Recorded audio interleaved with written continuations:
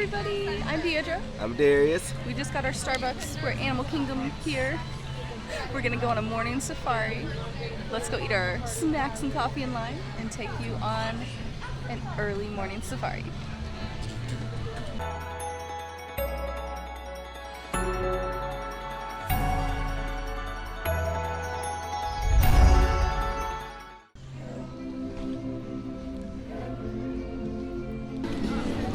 I don't know about eating corn for breakfast, but holy cow, that grill smells good at the Harambe Free Market.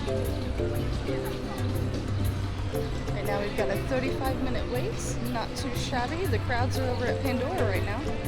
This is going to be a full POV, so hang tight, it's a long video.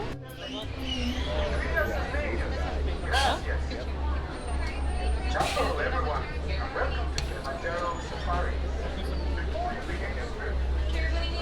Welcome aboard, friends. Come on in. We're going to get started shortly. All right, watch your hands, arms, feet, and legs on the right side. Those doors are going to slide shut.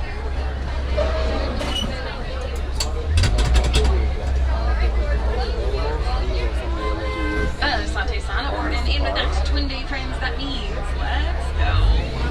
So, Jumbo friends, and welcome. Good morning. My name is Maddie. I'll be your safari driver as we journey out into the beautiful Harambe Wildlife Reserve. I'd like to know if this is anyone's first safari ever.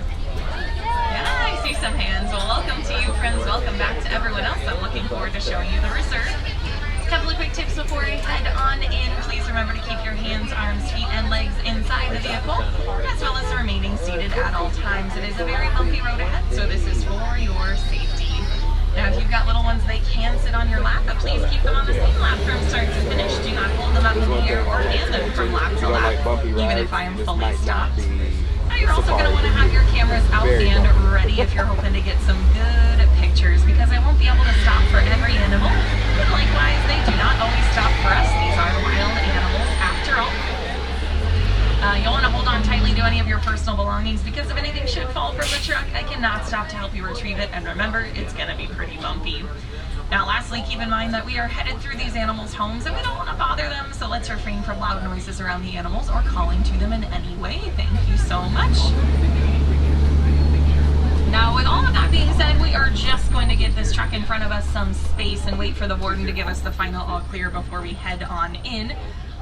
And when we do, we are going first into the Little Ituri Forest, which is where the animals are generally pretty good at camouflage, so we'll need to keep a sharp eye out for them. But as we go along, I'll be doing my best to point them out to you and hopefully send you home with some fun facts about the species that we spot here together. And it looks like we are going to be getting that final all clear now. So twin day, friends, once again, that means let's go.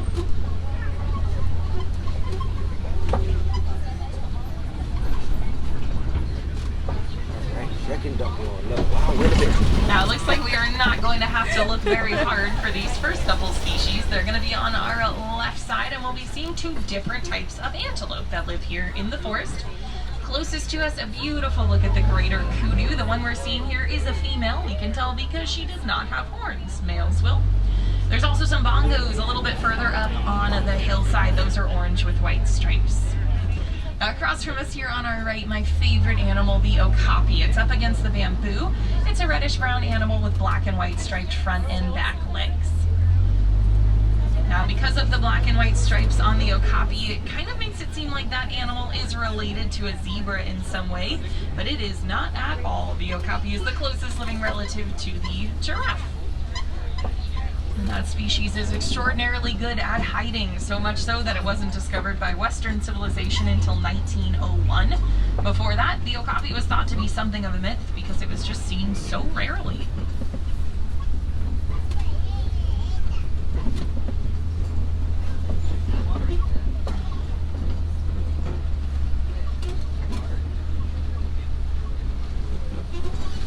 Continue to keep your eyes peeled in the tall grasses and bushes that surround us. Remember, the better hidden these animals are, the better protected they are from predators. And I mentioned that the male greater kudu will have horns. If you'd like to see what they look like, there's actually a male pictured up on the spotting guide, which is located directly above your head. The males have big spirally horns. Now the orange antelope that we saw, the bongos, we cannot make the same distinction by looking at their horns because all bongos have them, males and females. And it looks like before we head out of the forest, we will find a type of bird. Coming up past this big group of bamboo on our left, the saddle-billed stork. There are two of them. They are large and black and white. And they are probably a mated pair because we're seeing them close together. We would know for sure what we're looking at if we saw them just a bit closer and we could see their eye color. The females will have bright yellow eyes and the males will have brown eyes, so they can be identified that way. Identified. Now we're going to be leaving the forest behind, and the Safi River is where we are headed next. This is a great place for us to spot animals either on land or in the water, or potentially some combination of the two. It does tend to get pretty hot here in Africa, so animals will stay close to their water source. And that makes this a pretty good place for us to look for animals.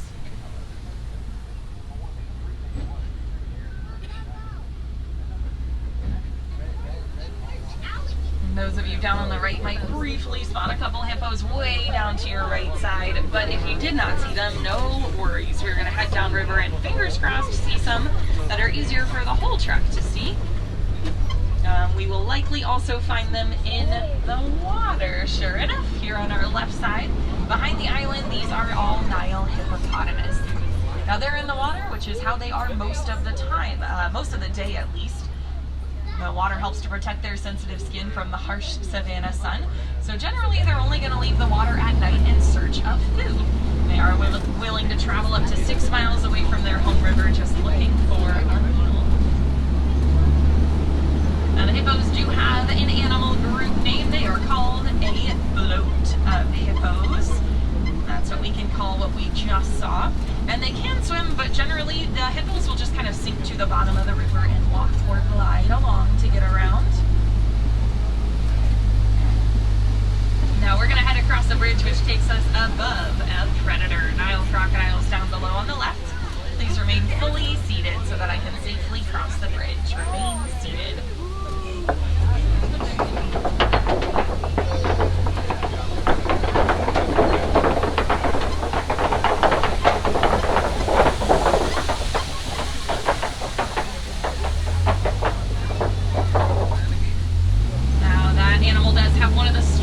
Bite forces in all of nature. It's over 2,000 pounds per square inch of pressure.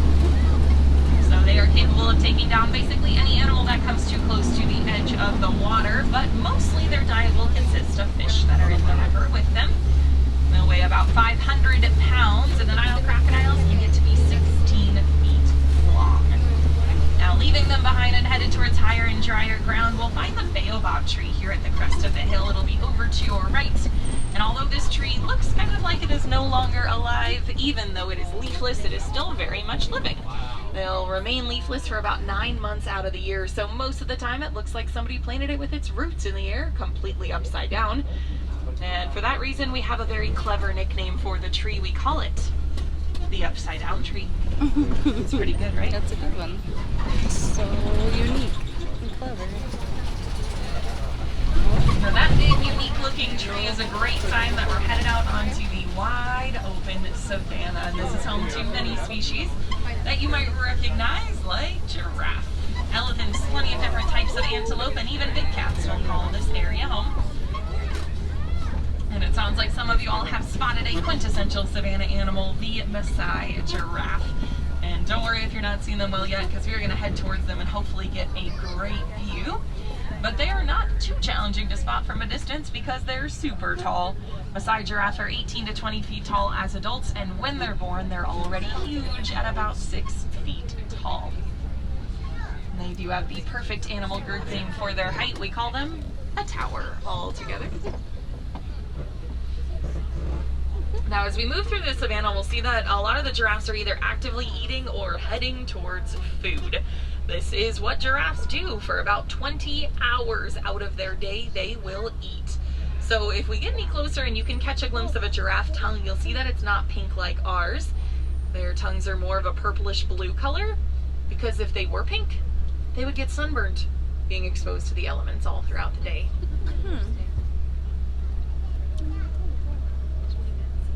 Their tongues are also remarkable in other ways. They are 18 inches long and prehensile, and that means that a giraffe can actually grasp with its tongue.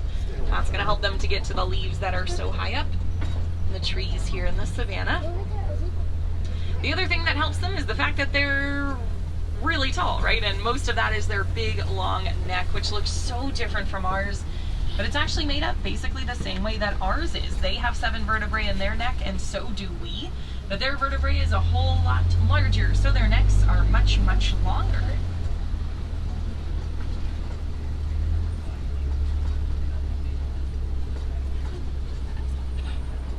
Now we are going poli-poli through the savannah for now, which means very slowly in Swahili.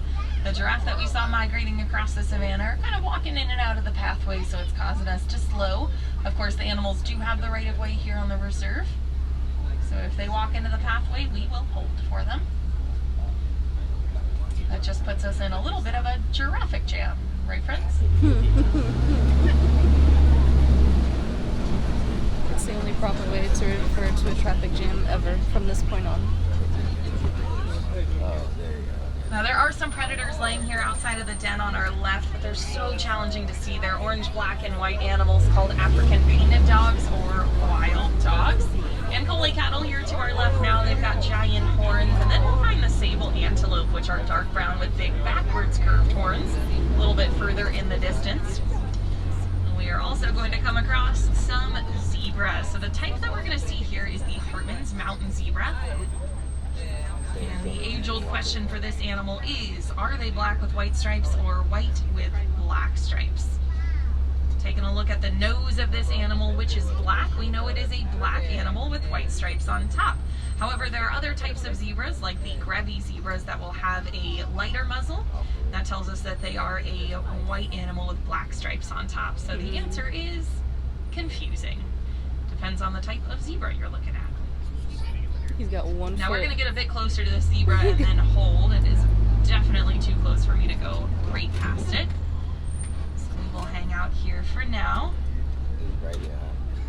He got 1 foot on the road. Now one of the ways we know these are Hartman's mountain zebras is that their stripes will not go all around. They don't go around their belly. And also the stripes are going to get thicker as you move towards the hind quarter of the animal.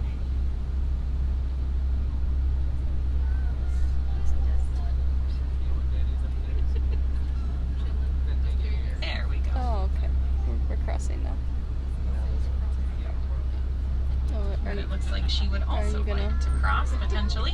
Are you gonna follow? Now we can see pretty well, especially when they're walking around close to us, that they have a dewlap. And that's an extra flap of skin under their neck.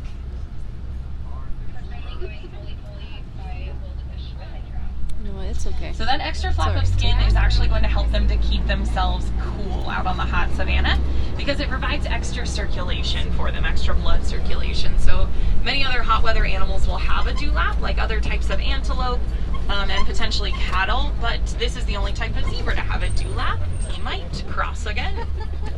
Gosh. Maybe not. Yes. I feel like we're playing a game of chicken just a little bit. There we go. Now the zebras do have a pretty fun animal group name. We call them a dazzle all together. And the zebras have an individualized stripe pattern, so do the giraffes. They've got an individualized spot pattern. Every single Maasai giraffe will be patterned slightly differently. But we know that Maasai giraffe will have kind of an irregular shape to the edge of their spots. That's one of the hallmarks of this type of giraffe. Reticulated giraffe are an entirely different type. They'll have a much more stamp-like spot pattern. It'll be more regular. And if you'd like to see if you could tell the difference, you can take a look at the Animal Spotting Guide. That is where you'll find reticulated giraffe. They're pictured up there because we used to find them on the reserve, and the list has never been updated. We do find Maasai here now.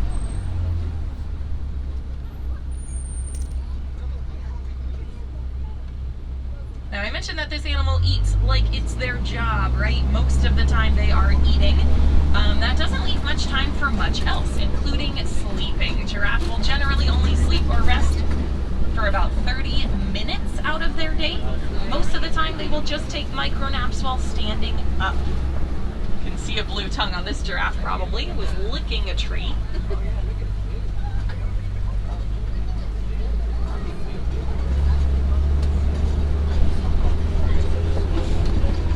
And most of the time they'll sleep while they're standing up because they are such big animals. It takes them a while to lay down and to get back up again. And that can make them vulnerable to predators, so it's going to be safer for them to just remain standing.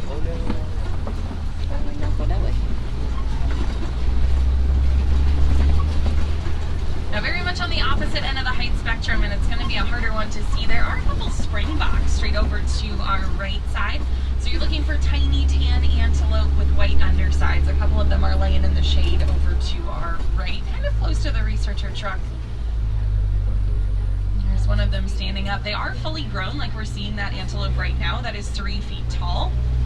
But they are small, impressive athletes. The springbok are one of the top 10 fastest land animals, and that speed really helps them when it comes to evading predators. We'll find some elephants over on our left side. There are 3 African elephants. It looks like we found a bachelor herd, and that means that they are all male. So they're going to make really small herds like this one. The females will be in larger social groups and family units. And as I get around towards the water, you should be able to see this elephant kind of over your left shoulder. There we go. So we're finding a really big adult male, and then the other 2 are younger males. They are adolescents. So they will kind of tussle with one another to try and show dominance, and generally the older male will have to get in between it to break it up. That's probably what's happening right now. We'll be leaving elephant country behind and heading around Flamingo Island, which is home to the greater flamingos. They are the lightest pink of all flamingo species. Not always pink though. When flamingo chicks are hatched, they'll be a light gray color, and they get their pink shade as they grow from the brine shrimp and krill that they eat.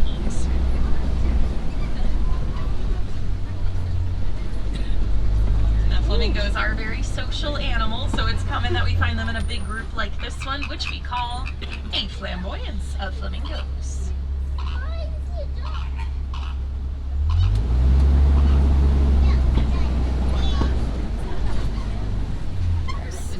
Smelly birds. So headed deeper into the savannah, we'll see white rhinos. It's going to be a great view. White rhino are significantly larger than the black rhino that we sometimes find in the forest. They weigh about 5,000 pounds, but one of them definitely doesn't. There's a baby white rhino there on our left, looking directly at us. What a beautiful view. So that is one of the newest members to this crash of white rhino. White crash is their animal group name. Might have something to do with the fact that they do not see very well, only about 10 feet in front of them. But the white rhino are also surprisingly fast for their size. They weigh 2.5 tons, but they can charge at 35 miles an hour, which is pretty impressive.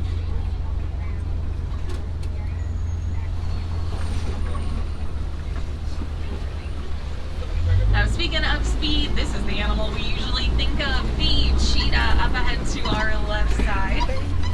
Can you see them walking around way back there in the shade? The cheetahs move from 0 to 60 miles an hour in only 3 seconds, but they won't hold their top speed for very long. It'll be about the length of 2 football fields before they slow down. So they run for about 200 yards really fast, then slow down and rest for a long time to recoup that energy. The cheetahs have my favorite animal group name. They are a coalition all together. Now this is a bit of a tricky one. Take a look in the brush to our right side. If you're seeing any brown antelope there, maybe just kind of a silhouette of an antelope up to your right, those are water buck. Water buck is a shaggy brown antelope species. They're named because they really like water so much that they will not move from their water source. They are sedentary. They drink an unusually high amount of water for an antelope species, and you might be able to see them a little bit better through the brush now. You can see one of them there. Now this big rock formation that we are making our way around, it's called a kopie, and a kopie is a great place for us to search for predators like this one, the lion up on our left side. We'll be seeing a male lion here, and it looks like at least one lioness on the rock above him. There are two of them actually. So 2 females and a male. The male will have a mane that can weigh up to 40 pounds in and of itself. Another white rhino over to our right side, and also a small brown antelope here called a bontebok. It's kind of curled up over in the dirt to our right. Now these lions are sleeping, and this is what they do most of the time. They will sleep or rest for about 20 hours out of their day, but they are certainly not lazy animals. They need to conserve energy so they can hunt successfully overnight. And when it comes to hunting, it is the females that will do that for the most part. The males will stay home and take care of the cubs.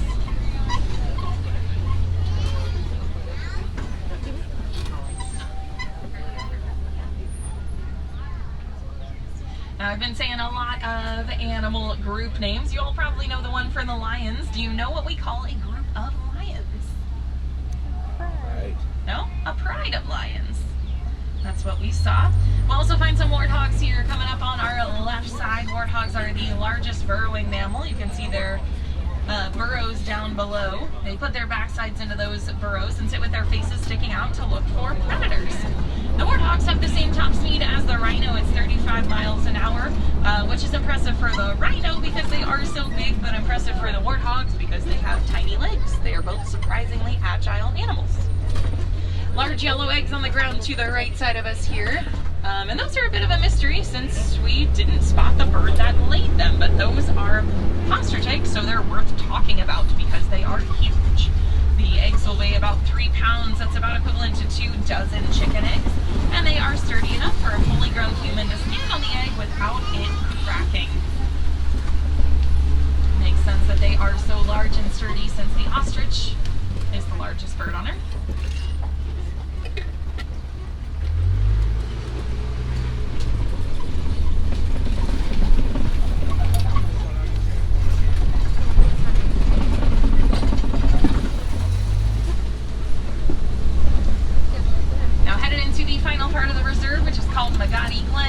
Find Nigerian dwarf goats here. They're being cared for by the warden, so they're all over the property, some in the backyard, some on the front porch, and even on the warden's picnic table.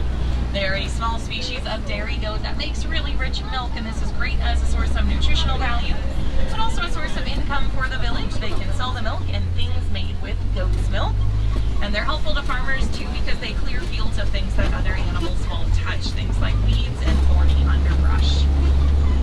Really just a good animal to have around. Now we are headed off of the reserve, but I think that we spotted some truly cool species along the way.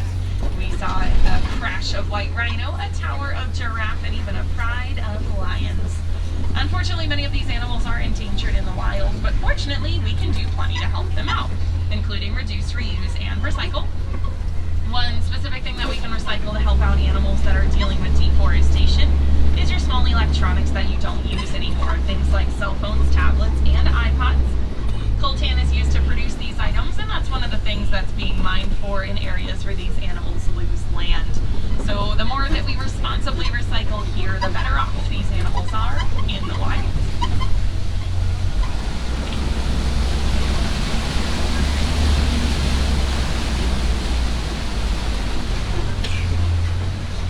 Now, if I do have any wilderness explorers on board, the name of this truck is the Simba 1. That's right, you've been aboard the one and only Simba 1. You can collect your badge across from the exit to Safari. There's a little gorilla viewing area where you should be able to find someone to help you with your badge.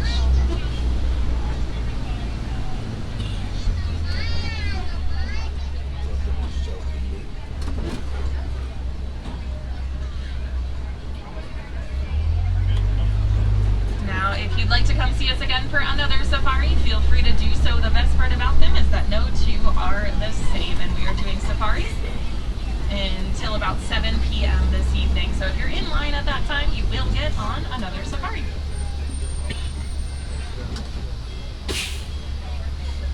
Now is a great time to double check those rows. Look around you. Make sure that nothing is bounced out of your pocket along the way. You don't want to leave anything behind here in Africa. It is quite a long trip back. I do also recommend checking out more animals from Africa on the Gorilla Falls Exploration Trail. That's going to be a great way to see animals like gorillas, monkeys, naked mole rats, birds, and reptiles of all sorts. The trail is about a 20-minute loop, but it is self-guided, so spend as much time on it as you'd like.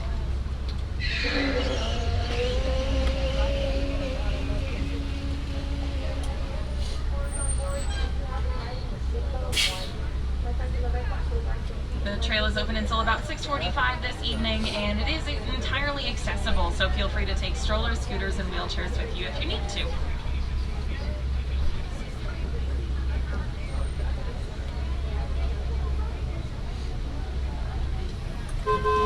Well, friends, once again, my name is Maddie. I've had an awesome time on reserve with you all, and I don't want to say goodbye because that's too sad and too final. Instead, I'd like to leave you all with Kwaharini, which means go well. So go well, friends. Go wild. Go have a great rest of your day here in Animal Kingdom or wherever your adventures take you. Thank you so much for traveling with me today.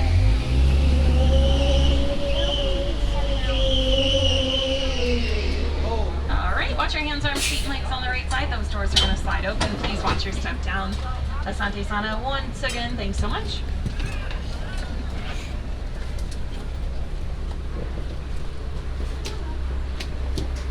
Alright, that was your whole safari POV. Very long, very cool, lots of animals. Super fun. Thank you so much for trekking with us, and we'll see you real soon. Bye!